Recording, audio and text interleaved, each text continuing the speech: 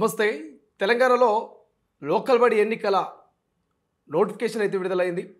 ఓవైపు అభ్యర్థులంతా ఆశాబాహులంతా ఇక ఎదురు చూస్తూ ఉన్నారు. ఎప్పుడు నామినేషన్లు వేయాలి, ఎప్పుడు ఓట్లు పడతాయి, మేము ఎప్పుడు గెలుస్తామని ఎదురు చూస్తున్న వేళ మరోవైపు ఏమో అటు ప్రతిపక్షాలు ఇటు బీజేపీ కావచ్చు, బీఆర్ఎస్ కావచ్చు కొన్ని కామెంట్లు చేస్తూ ఉన్నాయి. బీసీలను మోసం చేస్తుంది అధికార కాంగ్రెస్ పార్టీ. ఓవైపు 8వ తారీఖున విచారణ ఉన్నది. విచారణ టైంలో ఏం జరుగుతుందో తెలియదు. అసలు లోకల్ బడి ఎన్నికలు అయితేయో కావో కూడా క్లారిటీ లేవు. అభ్యర్థులు ఇక ఖర్చులు ఎక్కువ పెడతా ఉన్నారు. ఖర్చు పెట్టుకోకండి, ఆగం కాకండి. గతంలో మహారాష్ట్రలో కూడా కొంత కేసులు జరిగినటువంటి పరిస్థితి మనం చూసినాము. ఎన్నికలు రద్దయి మళ్ళీ నిర్వహించినటువంటి సందర్భం మనం చూసినాం. తస్మా జాగ్రత్త, లోకల్ బడి ఎన్నికల్లో పోటీ చేసే అభ్యర్థులారంటూ కొంత నాయకులు చెప్తున్నటువంటి పరిస్థితి. రైట్, ఒకసారి మాట్లాడే ప్రయత్నం చేద్దాం. ఆర్పీఐ పార్టీ రాష్ట్ర అధ్యక్షులు ప్రొఫెసర్ గాలి వినోద్ కుమార్ గారు ప్రస్తుతం మనతో పాటు. సార్ నమస్తే. సార్, ఎట్లా కొంతమంది ప్రజాప్రతినిధులు ఏమో ఈ లోకల్ బాడీ ఎన్నికల్లో మీరు అత్యుత్సాహం చూపించి ఎక్కువ ఖర్చు పెట్టకండి, ఈ ఎన్నికలు జరిగిన తర్వాత కూడా రద్దయ్యే అవకాశం ఉంటుంది, గతంలో మహారాష్ట్రలో ఇట్లే జరిగిందంటూ ఈటెల రాజేందర్ గారు మాట్లాడినటువంటి మాటలు. బట్ కాంగ్రెస్ బల్లగుద్ది చెప్తా ఉంది, మాకు కాన్ఫిడెన్స్ ఉంది, దయచేసి నోటికాడి కూడును లాక్కోకండి, మద్దతు ఇవ్వండి, 42% రిజర్వేషన్ అమలు అవుతుంది, మేము లోకల్ బాడీ ఎన్నికలు సక్సెస్ఫుల్గా కంప్లీట్ చేస్తామని అంటున్నారు. అంటే ఏం జరిగే అవకాశం ఉంది సార్ తెలంగాణలో ఈ లోకల్ బాడీ విషయంలో? అయితే రెండు రకాల పాయింట్స్. ఒకటి, లీగల్గా చూసుకుంటే హైకోర్టు అయితే స్టే అయితే ఇవ్వలేదు. ఓకే, స్టే ఇవ్వకుండా ఎన్నికల ప్రాసెస్ మీరు కొనసాగించండి అని అనుమతి ఇచ్చినట్లు లెక్క. రెండవది, ఈ 8వ తారీఖు తర్వాత ఒకవేళ దాని మీద స్టే వస్తే వీళ్ళు ఫర్దర్గా మూవ్ కారు. ఎందుకంటే ఇది ఓన్లీ నోటిఫికేషన్కు మనం ఇస్తున్న ఒక ఇంటిమేషన్ మాత్రమే. ఓకే, అది ఎన్నికల నోటిఫికేషన్ కాదు అది. సో 9వ తారీఖు షెడ్యూల్ రావాలా. సో 8th రోజు ఏం జరుగుతుందో దాన్ని బట్టి 9వ తారీఖు షెడ్యూల్ వచ్చే అవకాశం ఉంది. ఒకటి, నాకు తెలిసి 8th రోజు మీరు ఎన్నికలకు పోవద్దని చెప్పేసి అనే అవకాశం అయితే లేదు. ఓకే, నా దృష్టిలో. ఎందుకు అంటున్నానంటే మాట, 2018 ఏదైతే పంచాయతీరాజ్ చట్ట సవరణ ఉందో ఆ చట్ట సవరణ చేసే అధికారం రాష్ట్ర ప్రభుత్వానికి సంపూర్ణంగా ఉంది. 50% సీలింగ్ ఎత్తేసే అధికారం కూడా ఉంది. ఓకే, సో అలాంటప్పుడు రాష్ట్ర ప్రభుత్వానికి అధికారాన్ని కోర్టులు కొట్టేయలేవు. సో కోర్టులు ఎప్పుడు కూడా ఒకవేళ రాష్ట్ర పరిధి లేని కేంద్ర చట్టం కనుక ఈయన సవరిస్తే కోర్టులు కొట్టేస్తాయి. ఓకే, కానీ రాష్ట్ర పరిధిలో ఉన్న చట్టాన్ని మాత్రమే సవరించారు. సరే, ఆయన 2018 ఎప్పుడో చేయాల్సి ఉండే. సరే, ఈ చట్ట సవరణ వీటన్నిటికంటే ముందే 9th షెడ్యూల్లో పెట్టే చట్టాల కంటే ముందే 9th షెడ్యూల్ పెట్టి మన ఫస్ట్ వీళ్ళు మార్చిలో పెట్టారు కదా ప్రపోజల్స్. అప్పుడు ఒకటి ఎడ్యుకేషన్ది, ఒకటేమో లోకల్ బాడీది అప్పుడే పెట్టి దాన్ని 9th షెడ్యూల్లో పెట్టాలని చెప్పేసి ఆ 2 చట్టాలు చేసి కేంద్రాన్ని పంపారు అప్పుడు. సో అంతకంటే ముందే ఇది పెట్టాల్సి ఉండే. ఏది 2018 చట్ట సవరణ లోకల్ బాడీది. ఎందుకంటే లోకల్ బాడీ ఎన్నికలు ఇవి, కేంద్ర ఎన్నికలు కాదు ఇవి. సో ఈ ముందే చేసి ఉంటే ఇంత టెన్షన్ ఉండేది కాదు. ఈ లాస్ట్ మినిట్లో చేసి కొంచెం టెన్షన్ గురి చేశాడు. జీవో విడుదల చేసి ఉంటే ముందే, నేను ఏమంటానంటే అప్పుడే దానికంటే ముందే చేసి ఈ చట్ట సవరణ చేసి లోకల్ బాడీ చట్ట సవరణ చేసి లోకల్ బాడీకి సంబంధించిన జీవో తీసుకొచ్చి ముందే ఉంటే కోర్టులు కూడా ఇంకా దీని మీద జోక్యం చేసుకునే ఆస్కారం ఉండేది కాదు. సో లాస్ట్ మినిట్లో ఏమైంది, రేపు ఇలా జీవో తెచ్చాడు, రేపు షెడ్యూల్ ఎన్నికల షెడ్యూల్ అని చెప్పి ప్రకటించేసాడు. సో కాబట్టి దాంతో కొంత కన్ఫ్యూజన్ క్రియేట్ అయ్యింది. ఇప్పుడు ఇక్కడ సార్ 9వ తారీఖు నుంచి నామినేషన్ల స్వీకరణ మొదలుపోతుంది, 8వ తారీఖు విచారణ ఉంటుంది. ఇదంతా కూడా కొంత అభ్యర్థులు కూడా కొంత కన్ఫ్యూజన్లో పడ్డారు. సోషల్ మీడియాలో ప్రతిపక్ష నాయకులు మాట్లాడే మాటలు కావచ్చు, లేకపోతే ఇంకొంతమంది చెప్పేటువంటి అంశాలు ఇవన్నిటి విన్న తర్వాత నిన్నటి దాకా కూడా అంటే ఈ 2 రోజుల పాటు, నిన్న ఇవాళ ఈ 2 రోజుల పాటు కొంత అభ్యర్థులు ఓటర్లకు దగ్గరయ్యే ప్రయత్నాలు చేస్తూ ఉన్నారు. బట్ మళ్ళీ కన్ఫ్యూజన్లో పడ్డారు. ఖర్చు పెట్టుకొని ప్రచారాలు కావచ్చు, ఇదంతా కావచ్చు, పోటీ చేసినాక ఇంకేమైనా అయితే ఏమైనా కన్ఫ్యూజన్లో పడ్డారు. సో అటువంటి ఓటర్లకు కావచ్చు, అటువంటి అభ్యర్థులకు కావచ్చు ఏం చెప్తారు? ఖర్చు అయితే పెట్టదంట. నేను ఖర్చు పెట్టకండి, ఇప్పుడు దావతులు ఇవ్వకండి. ఎందుకంటే ఇప్పుడు ఎన్నికల రూల్ కూడా విరుద్ధం ఇది. ఈ దావతులు, ఈ ఖర్చులు ఇవన్నీ కూడా ఏంటంటే ఒక రకంగా ఎన్నికల రూల్స్కి విరుద్ధం. కాబట్టి మీరు ఖర్చు పెట్టకండి. ఎందుకంటే క్లారిటీ వచ్చిన తర్వాత పెడతాయి ఒకవేళ మీరు దావతులు ఇవ్వాలనుకుంటే. క్లారిటీ ఇంకా రాలేదు కాబట్టి మీరు జస్ట్ 4 రోజులు అయితే 1 వీక్ అయితే ఆగితే తెలిసిపోతుంది. సో కాబట్టి ఖర్చులు పెట్టకండి. రెండవది, ఇప్పుడు నాయకులు చెప్పినంత మాత్రాన ఎన్నికలు ఆగిపోతారనడం తప్పు. ఎందుకంటున్నానంటే ఇప్పుడు ఎప్పుడు కూడా ఒక కేసుకు ఇంకో కేసు సంబంధం ఉండదు. ఇప్పుడు ఒక కేసులో అట్లా జరిగింది కదా అని ఇక్కడ ఈ కేసులో కూడా అదే జరుగుతుంది కూడా మహారాష్ట్రలో గతంలో జరిగింది, మహారాష్ట్ర అదే ఎన్నికల్ని అంటున్నా. రద్దు ఇప్పుడు చేసింది అక్కడున్న హైకోర్టు అక్కడ. జడ్జి ఉమ్. అక్కడున్న చట్టాల మీద ఆధారపడి ఈ తీర్పులు ఇవ్వాల్సి వస్తుంది. ఓకే. ఇక్కడున్న జడ్జి గారు కూడా ఇవాళ ఈ లోకల్ బాడీ చట్ట సవరణ చేసిన అధికారం వీళ్ళకు ఉన్నది కాబట్టి ఉమ్. చేసిండ్రు. అక్కడ చేసిన తర్వాత ఈ చేసిన ఈ సవరణ ఇప్పుడు 42% బీసీలకు వాటా అనేది డెడికేషన్ కమిషన్ వేసి చేసినది లెక్క. అవును. సరే ప్లానింగ్ కమిషన్ ద్వారాలు లెక్కలేసినప్పటికీ కూడా కమిషన్ అయితే ఆమోదించింది కదా, డెడికేషన్ కమిషన్ అయితే ఆమోదించింది కదా. ఉమ్. సో ఆమోదించిన దాన్ని వాళ్ళ మనం ఏది చట్ట సవరణ చేశారు దాన్ని బేస్ చేసుగా దేన్ని బేస్ చేసుకుని ఆ జనాభా బేస్ చేసుకొని వీళ్ళ శాతం 52% 56 ఉన్నది, ఉమ్. ప్లస్ 10 ముస్లిం బీసీలు కలిపి ఈ వీళ్ళ మొత్తానికి 56% ఉందని చెప్పేసి ఒక లెక్క ఇచ్చారు. అవును. సో కాబట్టి 46 వీళ్ళది ఉంది కాబట్టి 42 ఇవ్వచ్చు అనే ఒక జస్టిఫికేషన్ ఇచ్చారు. సో ఆ జస్టిఫికేషన్ ప్రకారంగా వీళ్ళ యొక్క జీవో చెల్లుతుంది. సో ఈ జీవో చెల్లుతుంది కాబట్టి ఖచ్చితంగా ఎన్నికలు కూడా ఉమ్. కొనసాగే అవకాశం ఉంటుంది. ఉమ్. ఈ జీవో చెల్లని జీవో అని చెప్పలేము మనం. ఎందుకంటే ఇప్పుడు నేను జస్టిస్ ఈశ్వరయ్య గారిది కూడా వీడియో విన్నాను కానీ అది చెల్లదు, కొట్టి వేయబడుతుంది అని చెప్పేసి అంటున్నారు కారాఖండి వారు కూడా. కానీ నా ఉద్దేశంలో అది కొట్టి వేయబడుతుంది అయితే నేను అనుకోను. ఎందుకు అనుకోనంటే చెల్లదైతే అనను. లోకల్ బాడీలో నీకు గతంలో సుప్రీంకోర్టు జడ్జిమెంట్ ఇచ్చింది క్లియర్గా, ఇప్పుడు కేసీఆర్ గారి హయాంలో అవును. ఇచ్చినప్పుడు ఆ సుప్రీంకోర్టు జడ్జికి జడ్జిమెంట్కి లోబడి ఆయన 50% సీలింగ్ దాటకుండా ఆయన తగ్గించాడు. అవును. 23కు 23 కుదించాడు ఆయన. అవును. సో ఇవాళ ఆ పరిస్థితి లేదు. ఎందుకంటే సుప్రీంకోర్టు కూడా ఈ విషయంలో జోక్యం చేసుకోలే. ఏ విషయంలో? ఈ 50% సీలింగ్ విషయంలో జోక్యం చేసుకోలే. 9th వీళ్ళ ఎన్నికల పిటిషన్కి సంబంధించి సుప్రీంకోర్టు ఇంకా అక్కడ దాకా రాలే. ఇంకోటి ఏంటంటే ఇవాళ ఈ రిజర్వేషన్ల విషయంలో ఈడబ్ల్యూఎస్ తెచ్చినప్పుడు ఆమోదించిన సుప్రీంకోర్టు ఉమ్.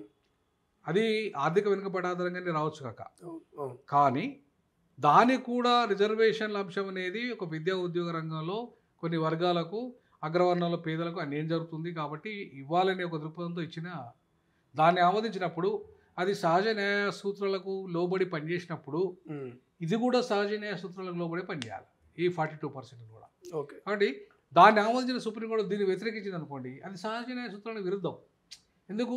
వాళ్ళు ఎప్పటి నుండో పాపం మేము వెనుకబడ్డాము విద్యా ఉద్యోగ రంగంతో పాటు లోకల్ బాడీలో రాజకీయ రంగంలో కూడా వెనుకబడ్డామని చెప్పేసి కదా ఇలా ప్రభుత్వం ఒక హామీ ఇచ్చిన దాని ప్రకారంగా డిక్లరేషన్ చేసి ఆ డిక్లరేషన్ దాని ప్రకారంగా అదే చట్టం చేసింది. సో కాబట్టి ప్రభుత్వానికి చట్టం చేసే అధికారం ఉన్నప్పుడు లోకల్ బాడీలో ప్రభుత్వాన్ని వ్యతిరేకిస్తూ నువ్వు చేసే అధికారం లేదని చెప్పే పరిస్థితి సుప్రీంకోర్టు కానీ హైకోర్టు కానీ ఉండదు. ఓకే. సో కాబట్టి ఈ విషయంలో ఖచ్చితంగా కోర్టులో కొట్టేయదని నేను అనుకుంటున్నా. కోర్టు కొట్టేస్తుంది మాత్రము ఈశ్వరయ్య సారు అంటున్నారు. బట్ ఇంత మేరకు వాస్తవం అనే దాంట్లో మనం పరిశీలిస్తే కోర్టులు కొట్టేస్తాయి అనడానికి వారు 9th షెడ్యూల్లో పెట్టిన చట్టానికి సంబంధించి అది ఆమోదం వేరు. అది అక్కడ కేంద్రంలో ఆమోదిస్తే తప్ప అది చట్టం చేయడానికి లేదు అధికారం. ఓకే. కానీ ఇది మాత్రం వీళ్ళు చేసుకుని కాకపోతే ఇందులో ఒక టెక్నికల్ అంశం ఏంటంటే గవర్నర్ గారు ఈ చట్టాన్ని ఆమోదించలేదు. అవును. ఏది? ఈ లోకల్ బాడీ చట్టాన్ని. అది ఆర్డినెన్స్ తెచ్చారు. సో ఆర్డినెన్స్ తేవడం వల్ల ఇవాళ వీళ్ళకి ప్రభుత్వానికి చేసే అధికారం ఉంది, బట్ చట్టం కూడా తెచ్చారు. సో చట్టం గవర్నర్గా ఆమోదించలేదని ఒక క్వశ్చన్. కానీ చట్టం గవర్నర్ గారు ఆమోదించకపోయినప్పటికీ కూడా ఎలక్షన్ పోవచ్చు. ఓకే. అదెట్లా అంటే ఇప్పుడు ఇదొక చట్టము గవర్నర్ గారు ఆమోదించడానికి ఇన్ని రోజులు పెండింగ్ పెట్టడానికి లేదు. ఓకే. 90 రోజులలో ఆయన క్లియర్ చేయాలి యాక్చువల్గా. ఓకే. గతంలో కూడా ఇట్లా పెండింగ్ పెట్టుకోవడం వల్ల సుప్రీంకోర్టే మందలు ఇచ్చింది వాళ్ళకి. సో దాంతో ఏమైంది? మీరు ఒకవేళ 100 రోజుల్లో కనుక ఆయన చేయకపోయినా సరే చేసినట్టుగా భావించాలి ప్రభుత్వము. ఓకే. గవర్నర్ దగ్గర పెండింగ్లో ఉన్న బిల్లు ఒకవేళ గ్రీన్ సిగ్నల్ రాకపోతే 90 రోజుల్లో అది గ్రీన్ సిగ్నల్ అయినట్టుగా భావించాలని చెప్పి సుప్రీంకోర్టు చెప్పింది అన్నమాట. ఓకే. అటువంటిప్పుడు ఈ ఎన్నికల ప్రాసెస్ అంతా కూడా తుదిగా వీళ్ళు రిజల్ట్ వచ్చే వరకు 90 days ఎప్పుడు అయిపోతాయి. సో అప్పుడు ఆటోమేటిక్గా గవర్నర్ ఆమోదించకపోయినా ఆమోదించినట్టు లెక్క. సో అప్పుడు టెక్నికల్ అంశం రాదు, రిజల్ట్ ఇవ్వడానికి ఆగదు. రిజల్ట్ ఇచ్చే టైం వరకు వీళ్ళకి 90 డేస్ టైం అయిపోతుంది కాబట్టి ఖచ్చితంగా రిజల్ట్ ఇచ్చుకోవచ్చు. సో అప్పుడు ఎన్నికల్ని కొట్టేసే పరిస్థితి రాదు. అది కాబట్టి ఈశ్వరయ్య గారు చెప్తున్నట్టుగా దాన్ని కొట్టేస్తారు అనుకోవడం అయితే నేనైతే అనుకోవడం లేదు. ఖచ్చితంగా ఎన్నికల ప్రక్రియ కొనసాగుతుందని అనుకుంటున్నా. ఆ ఎన్నికల ప్రక్రియ కొనసాగుతుంది. కాబట్టి మీరు ప్రజలారా ఎప్పుడైనా సరే ఎన్నికలు అనేది అది కోర్టు పరిధిని నిర్ణయించలేవు. కోర్టులు నిర్ణయించలేవు ఎన్నికలని. కోర్టులు ఏదైనా టెక్నికల్ అంశం వస్తే జోక్యం చేసుకోవాలి తప్ప ఇంత ఎన్నికల ప్రక్రియను ఆపే పరిస్థితి అయితే కోర్టులకు ఉండదు. ఎందుకంటే ఇది ప్రజాస్వామ్యంలో ఎన్నికలు అనేది అనివార్యమైన ప్రక్రియ కాబట్టి ఆ ప్రక్రియను ఖచ్చితంగా కొనసాగించాల్సిన బాధ్యత కోర్టులు కానీ ఇంకా మిగతా వ్యవస్థలు కానీ దాన్ని సపోర్ట్ చేస్తే తప్ప దాన్ని వ్యతిరేకించవు. కాబట్టి కోర్టు కూడా ఈ విషయంలో పూర్తి స్థాయిలో జోక్యం చేసేది.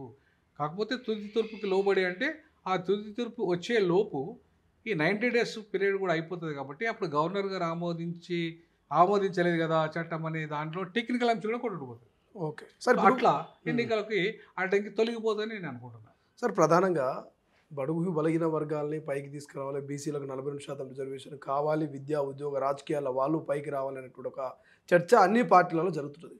బట్ అన్ని పార్టీలలో జరిగినప్పుడు ఎందుకు ఇప్పుడు 42% రిజర్వేషన్ సంబంధించి ఎందుకు కొంతమంది అడ్డుకుంటూ కోర్టులకు పోతా ఉన్నారంటే ఏం చెప్తారు? ఇప్పుడు నేనేమంటానంటే రెడ్డి జాగృతి ఉంది. అసలు రెడ్డి జాగృతి జరుగుతున్న నష్టమైతే నాకు అదేం అర్థం కాదు. ఇవాళ మన జీవో 29 తీసుకొచ్చి రేవంత్ రెడ్డి మొత్తం రెడ్లనంతా నింపి పడేసుకున్నాం. మొన్న దాంట్లో మన గ్రూప్ 1 కూడా టోటల్ తన రెడ్లకు ఏదైతే ఇవ్వాలనుకున్నా కూడా ఇచ్చేసిండే. ఎందుకంటే తిమ్మిని తిమ్మి చేసి అయినా సరే ఆయన ఈడబ్ల్యూఎస్ రిజర్వేషన్ అమలు చేసాడు. దాన్ని జస్టిఫై చేసుకోవడానికే కదా ఇవాళ ఆయన క్యాస్ట్ సెన్సెస్లో అగ్రవర్ణాలను తీసుకొచ్చి 10% పెంచుకున్నాడు కదా ఆయన. యాక్చువల్గా అంత జనాభా లేదు వాళ్ళకి. ఓకే, ఇవాళ బీసీల జనాభా తగ్గించి ఓసీల జనాభా పెంచిండు ఆయన. ఎస్సీ ఎస్టీల జనాభా పెంచలేదు ఆయన, తగ్గించలేదు, పాతదే ఉంచాడు. ఈవెన్ దీంట్లో కూడా మీకు చూడండి, ఇప్పుడు మన నిన్నటి జీవోలో కూడా 2011 జనాభా లెక్కల ప్రకారం ఎస్సీ ఎస్టీలకు ఇచ్చిండు కానీ ఇప్పుడు లేటెస్ట్ క్యాస్ట్ సెన్సస్ ప్రకారం ఇవ్వలే. అంటే అర్థమైంది ఎస్సీ ఎస్టీల జనాభాను తొక్కిపడేసాడు. పాతదాని ప్రకారం అయితే ఇబ్బంది ఉంటుంది, కోర్టులలో కొట్టేయవు. కానీ దీని ప్రకారంగా ఇప్పుడు కోర్టు ఎస్సీ ఎస్టీలలో కూడా ఎవరైనా కోర్టుకు పోతే నిజంగా కోర్టులు జోక్యం చేసుకుంటాయి. ఎందుకు బీసీలకు ఒక న్యాయం, ఎస్సీ ఎస్టీలకు ఒక న్యాయమా? వీళ్ళకి పెంచేది ఉండాలి కదా, వీళ్ళకి పెంచాలి కదా, పెంచకుండా నువ్వు ఎట్లా చేసినావు అని అడుగుతుంది. సో దాన్ని ఎస్సీ ఎస్టీలు ఎవరు పోతలేరు కానీ నిజంగా ఎస్సీ ఎస్టీలు ఎవరైనా పోతే మాత్రం ఖచ్చితంగా ఇది కొట్టుకుపోతుంది ఈ అంశం. ఎందుకంటే జనాభా దామాష పద్ధతిలో ఈ జీవో ఉండాలనేది దాని లక్ష్యం.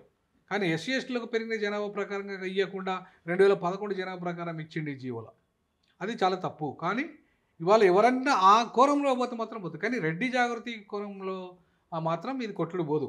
రెడ్డి జాగృతి కోణం ఏంటిది అంటే రెడ్డి జాగృతి కొన్ని కులాలు మాత్రమే బాగుపడ్డాయి అని చెప్తున్నారు. దాని ఆర్గ్యుమెంట్ అంతా ఏంటంటే బీసీల్లో 136 కులాలలో కేవలము కొన్ని 4-5 కులాలు మాత్రమే బాగుపడ్డాయి, మిగతా కులాలు బాగుపడలేదు. దాంట్లో ఏబిసిడి చేయాలి, మిగతా వాళ్ళకు కూడా రావాలంటాడు. దానికి ఎన్నికలకి ఏం సంబంధం లేని అంశం అది. అందులో కోర్టు పరిధి కూడా కాదు, అదొక పాలసీగా ప్రభుత్వం తీసుకోవాలా. సో ఏబిసిడి ఎన్నికల్లో కూడా చేయాలి అనే అంశము అది కోర్టు పరిధిలోని అంశం కాదు, అది ప్రభుత్వ పాలసీలో భాగంగా తీసుకోవాలి. సో కాబట్టి అది నిలబడతాను నేను అనుకోను. ఏది రెడ్డి జాగృతి చేసిన పిటిషన్ నిలబడతాను నేను అనుకోను. ఖచ్చితంగా ఆ పిటిషన్ కొట్టుడు పోతుంది. కొట్టుడు పోయిన తర్వాత ఖచ్చితంగా ఎన్నికలకు ప్రక్రియ అక్కడ ఆగదు.